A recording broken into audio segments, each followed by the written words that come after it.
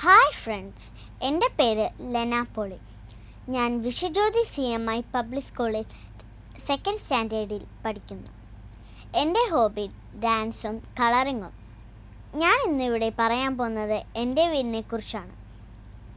കറുത്ത പൊന്നെന്ന കുരുമുളക് നൽകി കടലിനക്കരെയുള്ളവരെ സൽക്കരിച്ച ഇന്ത്യയുടെ തെക്കേയറ്റത്ത് കാടിൻ്റെ സൗന്ദര്യം, കടലിൻ്റെ നീലിമയും പുഴയുടെ താളവും, ഈശ്വരൻ്റെ പ്രത്യേക കരയൊഴുതിനാൽ മെനഞ്ഞെടുത്ത പ്രകൃതി ഭംഗിയോട് കൂടിയ ദൈവത്തിൻ്റെ സ്വന്തം നാട് എന്നറിയപ്പെടുന്ന കേരളത്തിലൊരു കൊച്ചു ഗ്രാമത്തിലാണ് എൻ്റെ വീട്. എൻ്റെ വീട് അതെ, ഓരോ വ്യക്തിയും വാത്തോരാതെ പറയാൻ ആഗ്രഹിക്കുന്ന വിഷയം തന്നെ. മലയാള സാഹിത്യത്തിൽ ധാരാളം സംഭാവനകൾ നൽകിയിട്ടുള്ള മഹാകവി G. ശങ്കരക്കുറുപ്പിൻ്റെ നാടായ നായ്ത്തോട് എന്നൊരു കൊച്ചു ഗ്രാമത്തിലാണ് എൻ്റെ വീട്. അച്ഛനും അമ്മയും ചേച്ചിയും ഞാനും ഒത്തുചേർന്ന് സ്വർഗതുല്യമായൊരു വീട്. എൻ്റെ വീടിൻ്റെ മുമ്പിൽ സുന്ദരമായൊരു പൂന്തോട്ടമുണ്ട്. ഒഴിവു സമയങ്ങളിൽ എന്നോടൊപ്പം ഓടാനും ചാടാനും കളിക്കാനും ഒക്കെയായി. വീട്ടിൽ ചെറിയ വളർത്തുനായയുണ്ട്. വിക്കി എന്നാണ് അവൻ്റെ പേര്. അതുകൂടാതെ കുറേ പക്ഷികളെയും എൻ്റെ വീട്ടിൽ വളർത്തുന്നുണ്ട്.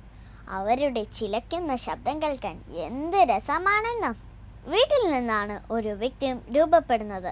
വീട്ടിൽ മുട്ടിടുന്നതേ നാട്ടിൽ ഇടൂ. വീടാണ് വിദ്യാലയം, വീടാണ് പ്രഥമ ദേവാലയം എന്നൊക്കെ കേട്ടിട്ടില്ലേ? വീടാണ് സമൂഹത്തിൻ്റെ ജീവകോശം. കുട്ടികളുടെ സ്വഭാവ രൂപീകരണം ആരംഭിക്കുന്നത് വീട്ടിൽ നിന്നാണ്. അതിൽ മാതാപിതാക്കൾക്കുള്ള സ്ഥാനം വളരെ വലുതാണ്. ഒരിക്കൽ നെപ്പോളിയൻ ചക്രവർത്തി തൻ്റെ സുഹൃത്തിനോട് ചോദിച്ചു, ഫ്രാൻസിലെ യുവാക്കളെ വിദ്യാസമ്പന്നരാക്കി തീർക്കുവാൻ എന്താണ് ആവശ്യം? നല്ല മാതാപിതാക്കൾ. അതായിരുന്നു ആ സുഹൃത്തിന് മറുപടി. അതെ, നല്ല മാതാപിതാക്കളുടെ പ്രാധാന്യം നാം ഇവിടെ കാണുന്നു. അവരുടെ ശരിയായ ശിക്ഷണം, ഉപദേശങ്ങൾ, മാർഗനിർദ്ദേശങ്ങൾ എന്നിവ ജീവിതത്തിൽ ഉണ്ടാക്കുന്ന ഗുണങ്ങൾ വളരെ വലുതാണ്. അതുകൊണ്ടാണ് വീടിനെ പ്രഥമ വിദ്യാലയം എന്ന് പറയുന്നത്.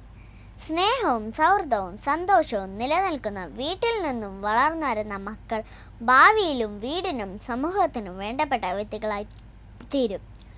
കൂടുമ്പോൾ ഇമ്പമുള്ളതാണ് കുടുംബം.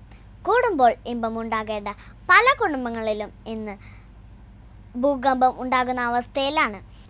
ഇന്ന് നമ്മുടെ പല കുടുംബങ്ങളിലും ശാപത്തിൻ്റെയും കണ്ണുനീരിൻ്റെയും ആസ്ഥാനമായി മാറിക്കൊണ്ടിരിക്കുകയാണ്. പരസ്പരം മിണ്ടാതെ കലയിച്ചും വഴക്കുണ്ടാക്കിയും മുന്നോട്ടു പോകുന്ന മാതാപിതാക്കളും മക്കളും കുടുംബത്തിൻ്റെ സ്നേഹവും സൗഭാഗ്യവും നഷ്ടപ്പെടുത്തുന്നു. അതുകൊണ്ട് പരസ്പരം സ്നേഹിച്ചും ബഹുമാനിച്ചും നമ്മുടെ കുടുംബങ്ങളിലെ ഭൂമിയിലെ പർദീസയാക്കാം. അതിനായി നമുക്ക് ഓരോരുത്തർക്കും പരിശ്രമിക്കാം, പ്രാർത്ഥിക്കാം. നന്ദി.